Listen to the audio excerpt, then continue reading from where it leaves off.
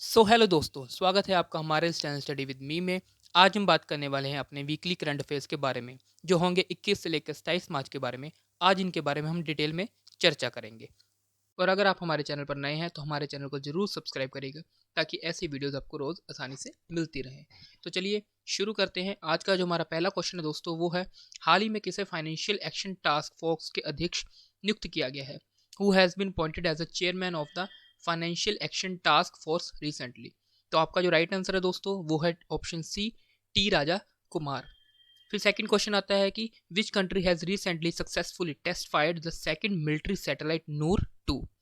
आपका इसका right answer होगा दोस्तों ऑप्शन ए, ईरान ने इसे हाल ही में टेस्ट किया है।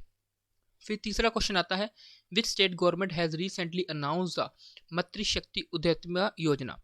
ये योजना शुरू की गई है दोस्तों, ऑप्शन बी यानी कि हरियाणा के द्वारा।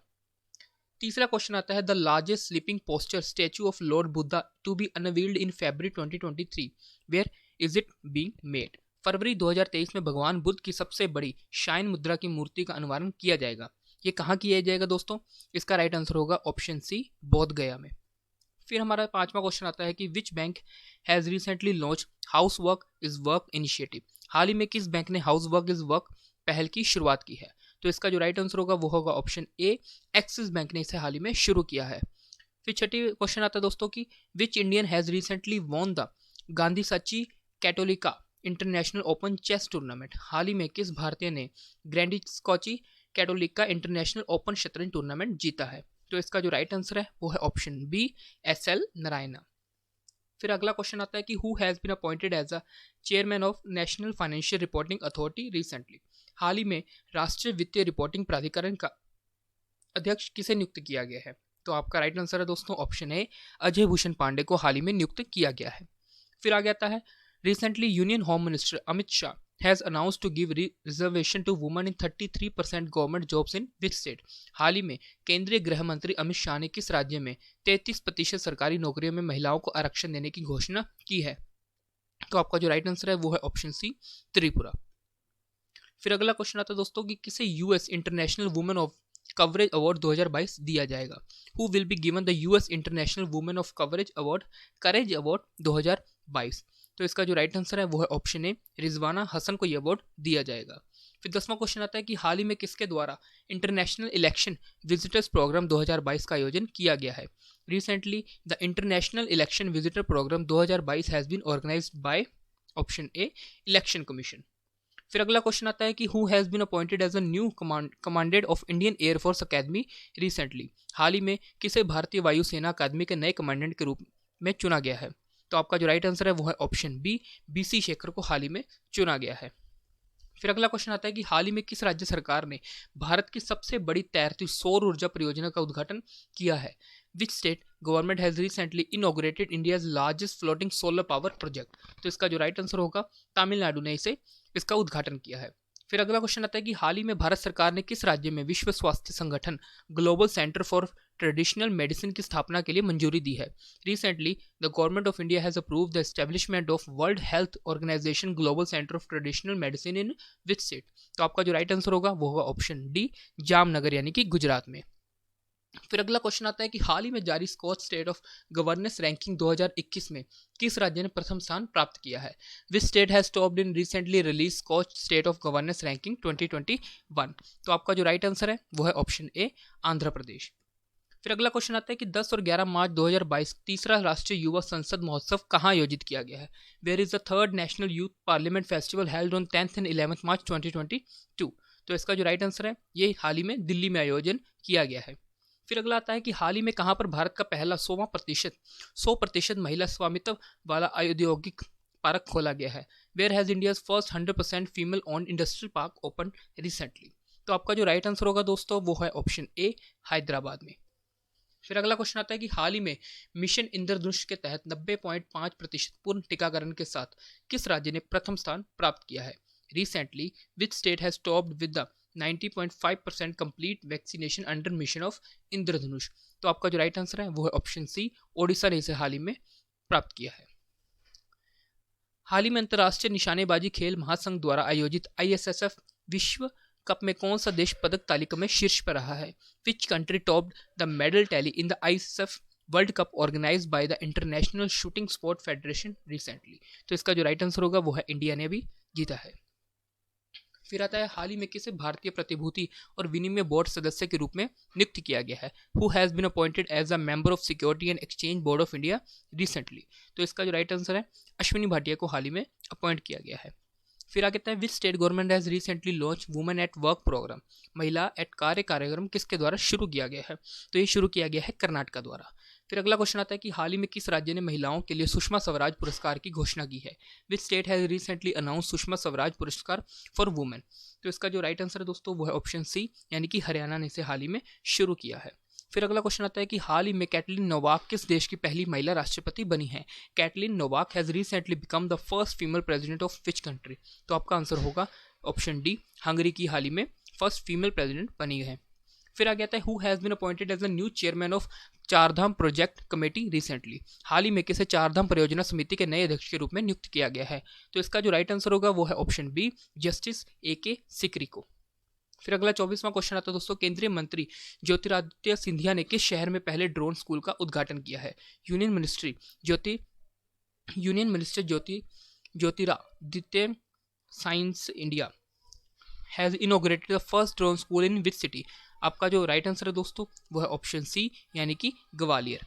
फिर अगला क्वेश्चन आता है कि हाल ही में भारत बीमा नियामक और विकास प्राधिकरण के नए चेयरमैन किसे नियुक्त किया गया है?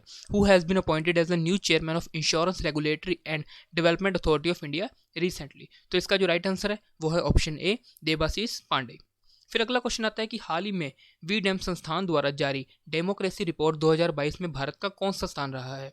Which is the rank of India in the Democracy Report 2022 released by V-Dem Institute recently? तो इसका आंसर है ऑप्शन डी, 93rd रैंक पर रहा है।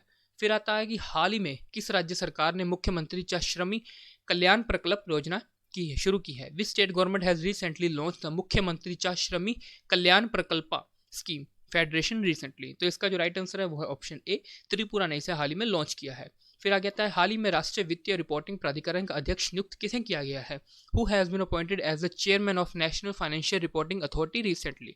तो ये चुना गया है ऑप्शन ए, अजय भूषण पांडे जी को हाल ही में अपॉइंट किया गया है।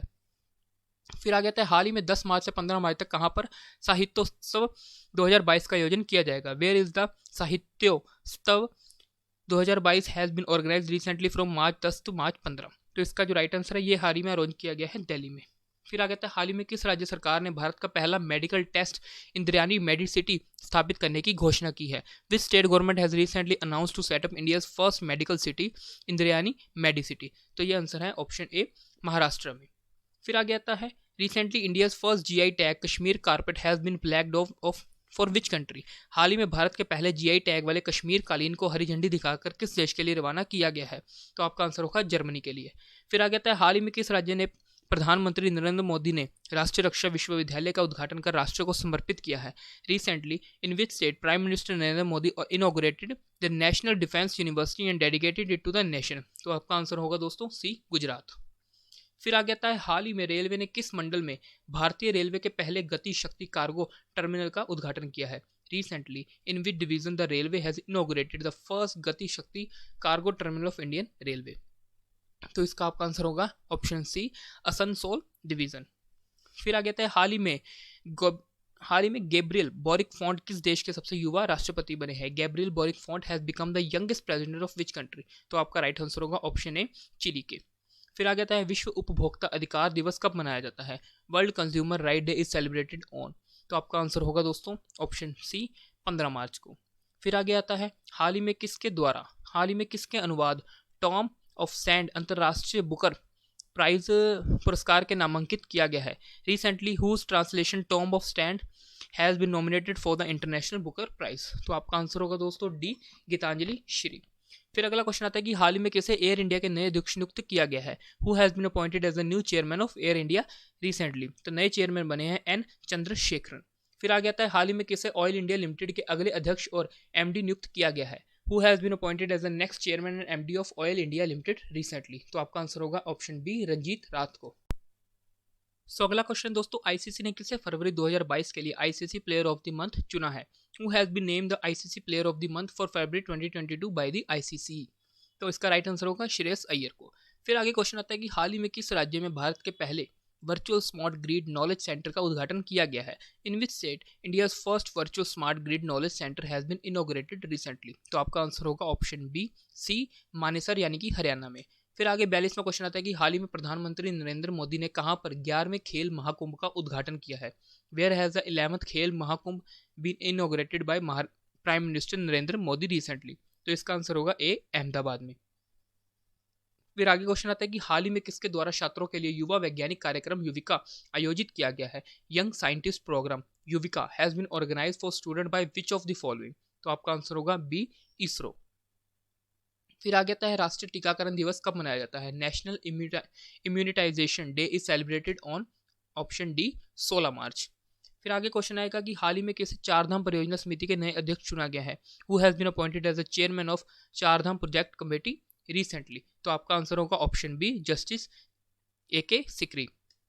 फिर आगे क्वेश्चन आता है कि हाल ही में जारी डिजिटल शॉपिंग में वैश्विक किस रिपोर्ट में भारत कौन से स्थान पर रहा है? What is the rank of India in the recently release global investment digital shopping 2021 report? तो इसका आंसर होगा ऑप्शन बी, यानी कि सेकंड स्थान पर रहा है।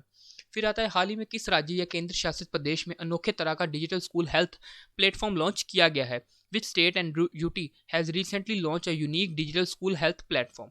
तो आपका आंसर होगा दोस्तों ऑप्शन ए, पुडुचेरी। फिर आगे आता है हाल ही में जारी भारत में मातृ मृत्यु दर से किस राज्य ने मातृत्व में अव्वल स्थान प्राप्त किया है? Which state has topped in motherhood in the recently release maternal morality rate in India?